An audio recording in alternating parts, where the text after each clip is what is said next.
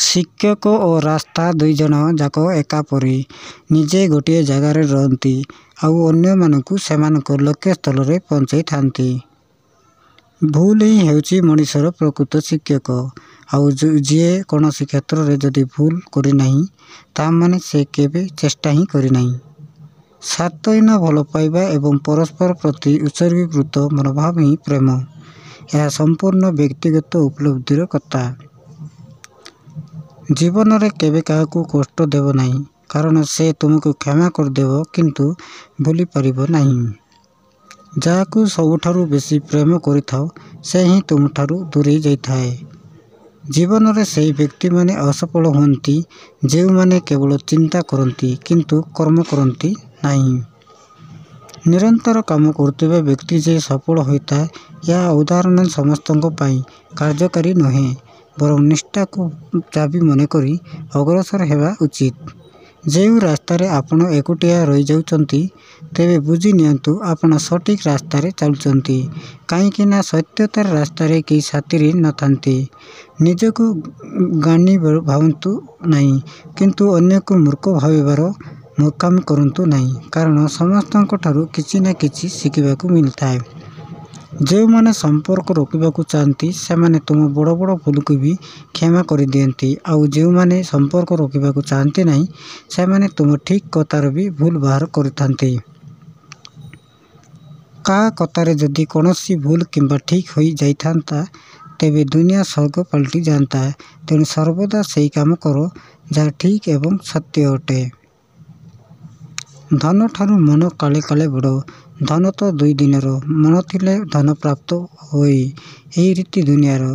ଭାଗ୍ୟ ଓ ହୃଦୟ ମଧ୍ୟରେ କେବେ ବି ଭଲ ସମ୍ପର୍କ ନଥାଏ। ଯାହା ହୃଦୟରେ ଥାଏ ତାହା ହୃଦୟରେ ନଥାଏ। ଝଡ଼ିଗଲା ଫୁଲ କେବେ ଗଛକୁ ଫେରି ଆସେନା। ତେଣୁ ଅତୀତ ବିଷୟରେ ଚିନ୍ତା ନକରି ବର୍ତ୍ତମାନକୁ ଭଲ ପାଆନ୍ତୁ। ଭିନ୍ନ ଭାବରେ କାମ କରିବା ଶୈଳୀକୁ ଆପଣେଇବା ଉଚିତ। ଏଥିପାଇଁ ନିଜକୁ ପରିବର୍ତ୍ତନ କରିବାର ଆବଶ୍ୟକତା ଆଦୌ ନାହିଁ। ସନ୍ଦେହ ଏକ ଏପରି ରୋଗ ଯାହା ଜଣଙ୍କ ମନରେ ଥରେ ବସିଯାଏ ଆଉ ସାରା ଜୀବନ ମନରୁ ବାହାରି ନଥାଏ। ବେଳେବେଳେ ସନ୍ଦେହ ଭଲ ଘରକୁ ବି ଭାଙ୍ଗି ଚୁରମାର କରିଦିଏ। କଲମର ନିଜସ୍ୱ କ୍ଷମତା ନାହିଁ, ହେଲେ ଅନ୍ୟର ଆଙ୍ଗୁଳି ନିର୍ଦ୍ଦେଶରେ ସେ ବିଭିନ୍ନ କଥା ବର୍ଣ୍ଣନା କରିପାରିଥାଏ। ଜୀବନରେ କେବେ କାହା ପଛରେ ଦୌଡ଼ ନାହିଁ। ତାହା ମନରେ ତୁମ ପ୍ରତି ଭଲ ପାଇବା ତ ବଢ଼ିବନି କିନ୍ତୁ ତୁମେ ତୁମ ନିଜର ଆତ୍ମସମ୍ମାନ ନିଶ୍ଚୟ ହରାଇ ବସିବ। ନିଜ ଅନୁଭବ ଓ ଅଭିଜ୍ଞତା ହିଁ ଜଣେ ବ୍ୟକ୍ତିକୁ ବିଭିନ୍ନ ପଥ ଦେଖାଇଥାଏ। ସଚ୍ଚୋଟ ଲୋକ ବୁଦ୍ଧିମାନ ହୋଇ ବି ଧୋକା ଖାଇଯାଆନ୍ତି, କାରଣ ସେ ନିଜ ଭଳି ଅନ୍ୟକୁ ବି ସଚ୍ଚୋଟ ବୋଲି ବିଶ୍ୱାସ କରିନିଏ। ଚିନ୍ତାଧାରା ଦ୍ୱାରା ଆଗକୁ ବଢ଼ିବା ସହ ସଫଳତାର ନିକଟତର ଜଣେ ହୋଇପାରିବ। ସମୟ ଓ ନିଜ ଘନିଷ୍ଠ ଲୋକ ଯେତେବେଳେ କ୍ଷତି ପହଞ୍ଚାଇଥାନ୍ତି ସେ ସମୟରେ ସେହି ବ୍ୟକ୍ତି ଭିତରୁ ହିଁ ଭାଙ୍ଗିଯାଏ। ଏହା ସତେଜ ସମ୍ପର୍କରୁ ଲୋକ ଆଜି ମଧ୍ୟ ବିଶ୍ୱାସ କରୁଛନ୍ତି। କେବଳ ସମୁଦ୍ର ନିକଟରେ ଛିଡ଼ା ହୋଇ ଏହାକୁ ଅତିକ୍ରମ କରିବାର ସାହସ ରଖିଲେ କିଛି ହୋଇନଥାଏ, ବରଂ ଏଥିପାଇଁ ଉପାୟ ଚିନ୍ତା କରିବାକୁ ପଡ଼ିଥାଏ। ଅନ୍ୟ କେହି କରୁଥିବା କାମର ଠିକ୍ ଭୁଲ ବାହାର କରିବା ଦାୟିତ୍ୱ ତୁମକୁ ଦିଆଯାଇନାହିଁ, ଏହା ଭାବି ନିଜ କାମର ଠିକ୍ ଭୁଲ ଦେଖିବା ଉଚିତ। ପରିବାରର ସମସ୍ତ ସଦସ୍ୟଙ୍କୁ ବୁଝିବା ପରିବର୍ତ୍ତେ ନିଜେ ହିଁ ସେମାନଙ୍କ ଚିନ୍ତାଧାରାରେ ଆଗକୁ ବଢ଼ିବା ସର୍ବୋତ୍ତମ ପଥ ହୋଇଥାଏ। ଓଟ ତ ସମସ୍ତଙ୍କ ପାଇଁ କାନ୍ଦିଥାଏ, ହେଲେ ଆଖି ସମସ୍ତଙ୍କ ପାଇଁ କାନ୍ଦିପାରେନା। ଆଖି କେବଳ ତାହା ପାଇଁ କାନ୍ଦେ ଯାହାକୁ ଆମେ ଆମ ନିଜଠୁ ଅଧିକ ଭଲ ପାଆନ୍ତି। କାହାକୁ ଜବରଦସ୍ତି କର ନାହିଁ ତୁମ ସହିତ କଥା ହେବା ପାଇଁ। ଯଦି ତାଙ୍କ ହୃଦୟରେ ତୁମ ପାଇଁ ଭଲ ପାଇବା ଅଛି ତ ସେ ଆପଣଙ୍କ ପାଇଁ ନିଶ୍ଚିତ ସମୟ ବାହାର କରିବେ। ସମୟ ସହିତ ତାଳ ଦେଇ ପ୍ରତ୍ୟେକ କାମ କର୍ମ ଓ ଶେଷ କରିବା ଉତ୍ତମ ବ୍ୟକ୍ତିତ୍ୱର ପରିଚୟ ଦେଇଥାଏ।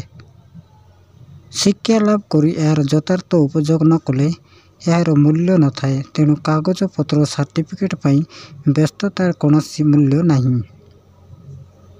କାହା ହୃଦୟକୁ କଷ୍ଟ ଦେଇ କେବେ ଶାନ୍ତିରେ ରହି ହେବନି, କିନ୍ତୁ ଆଜି ମଣିଷ ପାଖରେ ଏପରି ଅନୁଭବ ନାହିଁ। ସମ୍ପର୍କ ସରିଗଲା ବୋଲି ମୁହଁରେ କହିବା ବହୁତ ସହଜ ହୋଇଥାଏ କିନ୍ତୁ ଜଣକର ସ୍ମୃତି ଲିଭାଇବା ସହଜ ହୋଇନଥାଏ। ଯିଏ ନିଜ ସ୍ୱାର୍ଥ ପାଇଁ ଅନ୍ୟକୁ କେବଳ ନାମ ମାତ୍ର ହିଁ ବ୍ୟବହାର କରେ ତେବେ ତାଠୁ ନୀରବତାର ସହିତ ଦୂରେଇ ଯିବା ଉଚିତ। ଭଲ ପାଅ ତାକୁ ଯିଏ ତୁମକୁ ବିନା ଉଦ୍ଦେଶ୍ୟ ରଖି ଭଲ ପାଇବାକୁ ଚାହୁଁଛି। କାରଣ ଏ ଦୁନିଆରେ ଭଲ ପାଇବା ଲୋକ କମ୍ ଓ କଷ୍ଟ ଦେବା ଲୋକ ଅଧିକ ମିଳନ୍ତି। ଅପେକ୍ଷାରେ ତୁ ବଡ଼ ନିର୍ଦ୍ଦୟ। ଏ ସମୟ ବି ରହିପାରୁନାହିଁ। ତୋ ସହିତ ରହୁଛି କେବଳ ଦୁଃଖ ଆଉ ଯନ୍ତ୍ରଣା। ଅଭାବ ଜୀବନର ସମସ୍ତଙ୍କ ପାଖରେ ଥାଏ।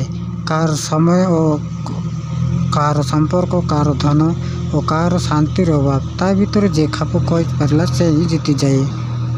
କେବଳ ପାଖରେ ଥିଲେ ନୁହେଁ, ଜଣେ ଯେତେବେଳେ ଆମ ପାଖରୁ ଦୂରେଇ ଯାଏ ତାର ଆବଶ୍ୟକତା କେବେ ବେଶୀ ଜଣାପଡ଼େ।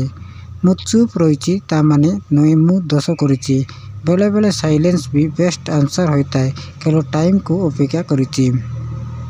ପ୍ରାଣୀଙ୍କ ଆରତ ଦୁଃଖ ଅପ୍ରମିତ ଦେଖୁ ଦେଖୁ କି ବାସ ହଉ। ମୋ ଜୀବନ ପଛେ ନର୍କେ ପଡ଼ିଥାଉ ଜଗତ ଉଦ୍ଧାର ହଉ। ବିଶ୍ୱର ପ୍ରତ୍ୟେକ ପ୍ରାନ୍ତରେ ଲୋକ ନିଜର ସ୍ୱାସ୍ଥ୍ୟ ସଚେତନ ହେବେ ସହ ପରିବାରରେ ମହିଳାଙ୍କ ଶିକ୍ଷା ଦିଗ ପ୍ରତି ଦୃଷ୍ଟି ଦେଲେ ହିଁ ଜନସଂଖ୍ୟା ନିୟନ୍ତ୍ରଣ କରାଯାଇ ପାରିବ।